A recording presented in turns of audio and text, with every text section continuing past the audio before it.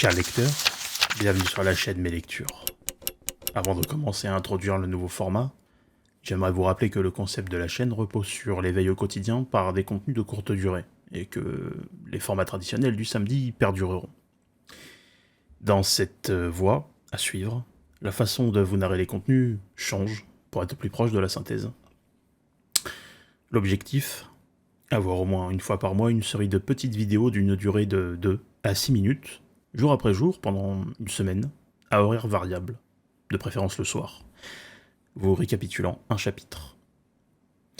Sachez aussi que la chaîne va accueillir de temps en temps des quiz qui seront disponibles sur mon blog. Peu importe l'heure à laquelle vous m'écouterez, j'espère que mes lectures vous poussera à lire et à consommer des œuvres pour que, à votre tour, vous puissiez avoir de réels arguments dans vos conversations. Je vous souhaite une bonne écoute.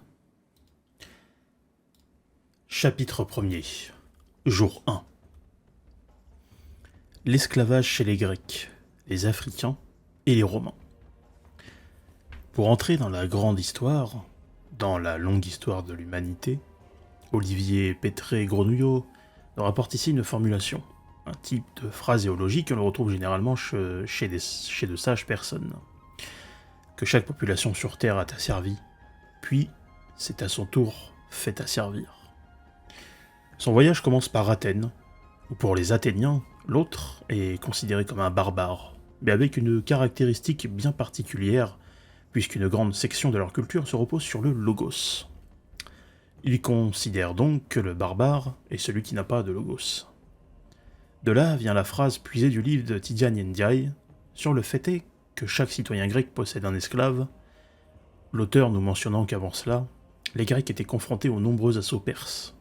Ainsi, ils se voyaient déjà disparaître. La différence entre la traite et l'esclavage, nous dit l'auteur, ne saurait être facilement compréhensible. La traite n'existant pas si l'esclavage n'existe pas. Cependant, il y a beaucoup d'interrogations, nous dit-il, en tentant d'horizontaliser les phénomènes de l'histoire qui lui sont liés. Pour Serge Daguet, à propos de l'Afrique noire, il nous dit que les captifs africains étaient déjà esclaves. Et à cela j'ajoute que, effectivement, dans le livre du génocide voilé de Tidjane Ndiaye, lui parle de servage interethnie, ce qui est aussi vrai. Chose intéressante, un parallèle est fait entre le slave trade, qui est lié au peuple slave, et à la traite négrière dont le dérivatif nègre était encore utilisé jusqu'au XVIIe-XVIIIe siècle, sans connotation péjorative. On parle ici du contexte des sociétés de l'époque. L'esclavage en tant que tel peut n'avoir, à plusieurs époques, aucun rapport avec la traite puisqu'elle a besoin d'espace pour évoluer, de concepts idéologiques acceptés.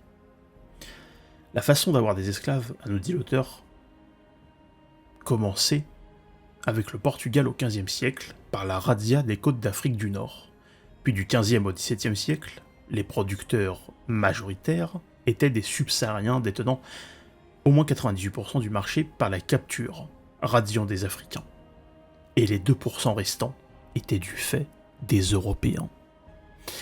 Alors effectivement, cette donnée suivante est quelque chose que l'on entend rarement du côté des dénonciateurs du colonialisme européen et de son corollaire, les traites atlantiques, négrières, voire méditerranéennes. On apprend aussi que l'Égypte fut la grande initiatrice de l'esclavage, sans la traite, à moins 1500 avant Jésus-Christ, et que ce sont majoritairement des Africains qui l'étaient. La grande étendue temporelle de l'Égypte antique était telle que l'assimilation d'hommes à la peau noire n'était pas foncièrement un problème pour la stabilité du peuple. Concernant les Grecs, ils ont bien eu pendant une certaine période des esclaves domestiques, mais uniquement réservés à une petite élite, et étant peu nombreux, ce qui contredit, du coup, le livre du génocide voilé de Tidjane Ndiaye. On apprend notamment que les Romains ont connu pour la première fois, paraît-il, l'existence des Éthiopiens aux alentours de 207 avant Jésus-Christ. Pendant ce temps-là, Hannibal se servait d'éléphants pour son commerce. L'apogée de l'Empire romain aurait abrité entre 2 à 3 millions d'esclaves. C'est réellement énorme.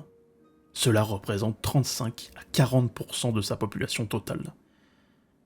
C'est incroyablement énorme. L'ancien royaume de Kush fut détruit par l'un de ses voisins du nom d'Aksum, tout en produisant des captifs, en vue d'être aussi bien utilisés sur place qu'exportés. Voilà. Vous pouvez retrouver le résumé synthèse en lien dans la description de la vidéo. Et je vous dis à demain pour un nouveau chapitre. Et à bientôt sur mes lectures.